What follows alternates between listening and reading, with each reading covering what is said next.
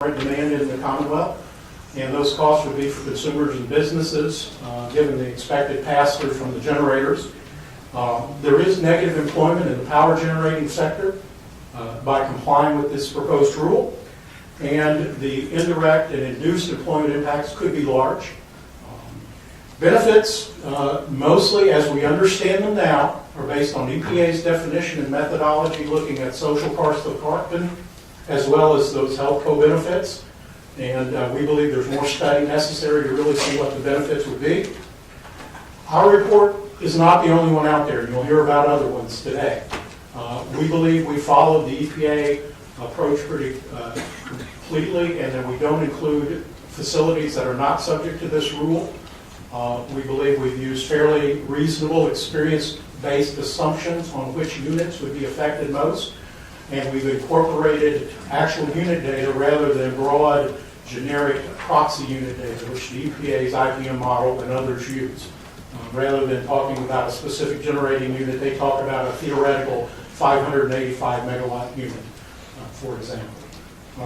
And we employed a fairly iterative process to make sure it met some common sense outcomes. There are concerns about the use of renewable. We had a mixture that we assumed was 1/3 solar, 1/3 onshore wind, and 1/3 offshore wind. That may not be possible in the Commonwealth. There's also concerns about the use of biomass because of the carbon debt of biomass generation. Biomass is not zero carbon emitting, and while we believe that we could go up to 20% of the fuel as designed at the Virginia City Hybrid Energy Center, there's still going to be some CO2 there, and it's not clear how EPA intended for that to be dealt with under their rule. A lot of the goals on energy efficiency and heat rate improvement in EPA's proposal appear to be aspirational rather than achievable, and we're concerned about that. We have used fairly well-accepted jobs EQ and in-plan models to estimate our employment and economic impacts, but as far as benefits, we were basically left with very little choice but using the EPA supporting documents.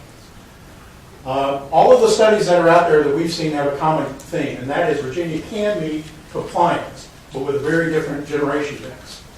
Compliance means significant increases on natural gas, decreases in coal, and a lot of greater contribution for renewables and energy efficiency, but there's a lot of cost and benefits. We've made some estimates, but we don't pretend that they're accurate enough because the moving target of EPA's proposal and the fact that utilities could decide to use a completely different way of meeting the targets than we are proposing in our scenarios.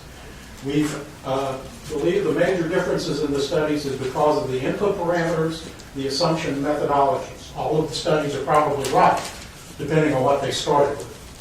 And we believe that we've used achievable levels of renewable and energy efficiency, a compliance generation mix that relies on natural gas to the greatest degree possible, and that we've made pretty good estimates of the cost and impacts. So with that, I'm finished. Thank you, Dr. Grant. Any questions?